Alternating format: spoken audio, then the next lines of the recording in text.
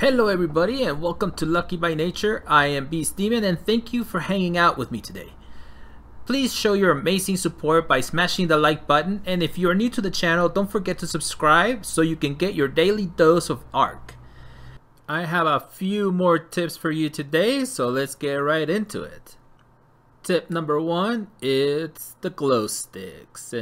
But what about the glow sticks? Well, number one, you can paint them different colors, which some of you probably knew that already. The one in front of me is yellow, and I'm gonna put a different color over here. Let me see. As you can see, I have different ones here. Let me put a blue one, and you know what? Let me stick it on this Diplo right here. There we go.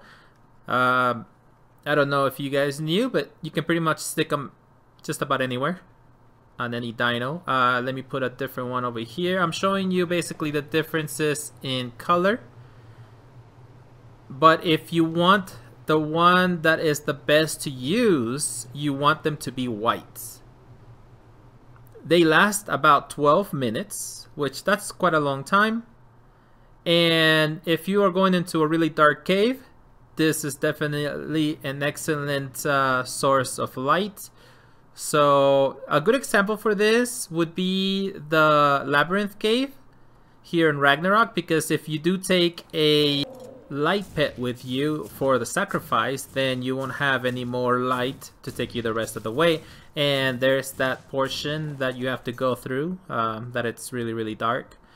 And also the Lava Golem Cave, that is also very dark, and usually we would take, well, sometimes we would have a person that would hold a torch, but a lot of times we would use the actual flashlights from the weapons, but those are okay. So the light pets were always the best option, but not anymore. These are really good. But anyways, moving on. Something that is very important is obviously you have the regular red, which that's the default color that they come in. And if you're running low on one of your other colors, just simply grab a normal one and put it into that color, and it'll basically stack under it. So, you know, as you can see, you can just add them to the color, and now you have more of the same color, so you don't have to use any more dye or anything like that. So that's you know, a neat little trick, but that is used a lot for like meats and things like that, spoil timers.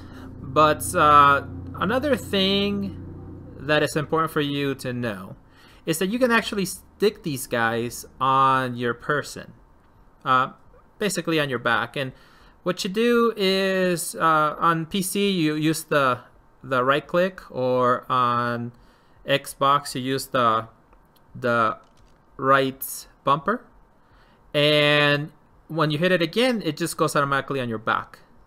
And so now it will stay there for 12 minutes. And so now you can run around, and as you can see, like I said before, the white is extremely bright. So let's go outside here, and so you can have a better idea. So obviously this is third person, you can see really far, but let's go ahead and take a look in first person, and as you can see, it's really good. And I'm really hungry, so I'm gonna get some carrots. But yeah, that's really good. And of course you can throw these, you can, like I said before, you can stick them, whatever. But let's move on. Tip number two is water skins, canteens, and water jars, and how to fill them. As you can see, it's raining, so early game we used to do this a lot. We used to just have a bunch of water skins and just hit the main attack button, and as you can see, it fills them right away. Or if you have them on your quick bar, you can also fill them without actually getting into your inventory, as you can see, just by selecting that. And so what we used to do is we used to have our cooking pots outside. Most people would just use a water tap to refill their skins like this. And of course, once you reach level 89, then you can get the industrial cooker, which then you don't need to do this anymore. But of course, that's a ways away for a lot of people that are starting out. And this is definitely okay if you are pretty far from water. But in a situation like this, where you're right next to water, there's really no need to even build something like that, to be honest.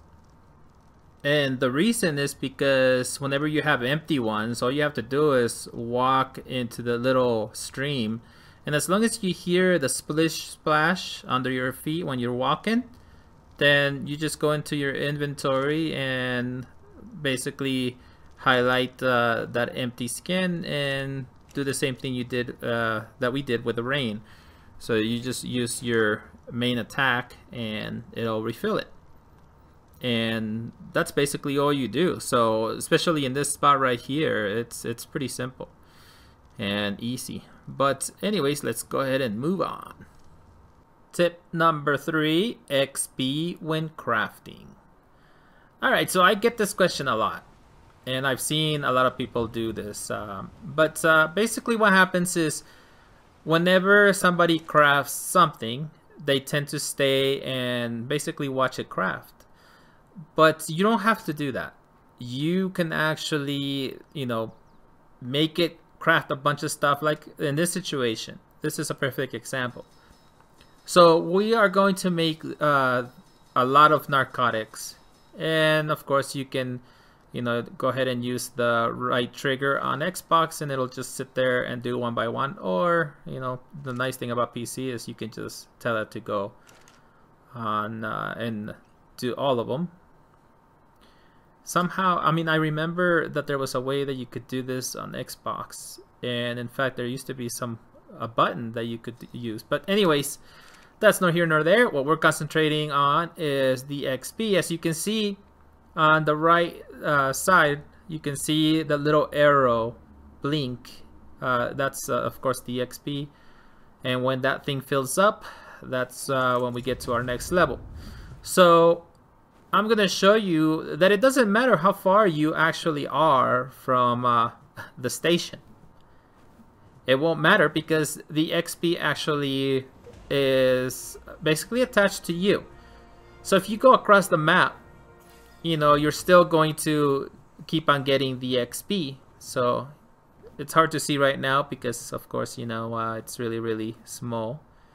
But as you can still tell that it's rising. So let's go over here.